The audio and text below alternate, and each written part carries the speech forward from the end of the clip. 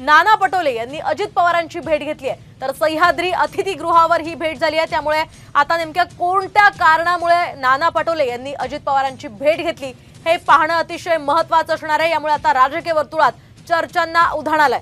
खरं तर आपण पाहतोय नाना पटोले हे वारंवार महायुती आणि विशेषतः अजित पवारांच्या राष्ट्रवादीवर गेल्या काही दिवसांपासून टीका करतात। मात्र आता नाना पटोलेंनी अजित पवारांची भेट नेमक्या कोणत्या कारणावरून घेतली हे पाहणं अतिशय महत्त्वाचं असणार आहे। या संदर्भात आपण अधिक माहिती जाणून घेऊयात आमचे प्रतिनिधी सुनील काळे यांच्याकडून। सुनील, काय सांगाल, नाना पटोलेंनी नेमके कोणत्या कारणामुळे अजित पवारांची भेट घेतल्याची माहिती आहे?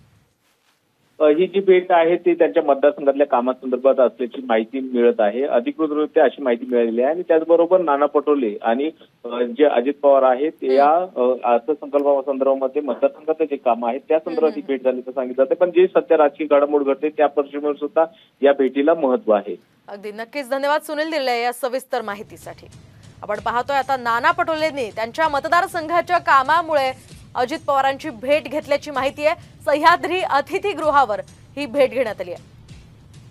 आपण पाहतोय आगामी विधानसभेच्या तयारीसाठी खरं तर सगळेच पक्ष कामाला लागलेले आहेत। राजकीय घडामोडी घडतायत। या वेगवान घडामोडींमध्ये ही महत्त्वाची घडामोड म्हणजे नाना पटोले यांनी अजित पवारांची भेट घेतली आहे। आपल्या मतदारसंघातील कामांचा आढावा सध्या सगळेच पक्ष घेत आहे। या पार्श्वभूमीवर या भेटीला महत्त्व प्राप्त झालंय।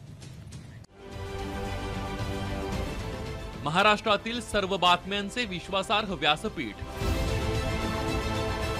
सकाळच्या सर्व सोशल मीडिया प्लॅटफॉर्मला लाईक, फॉलो आणि सबस्क्राइब करा। तसंच सर्व नोटिफिकेशनसाठी बेल आयकॉन प्रेस करायला विसरू नका।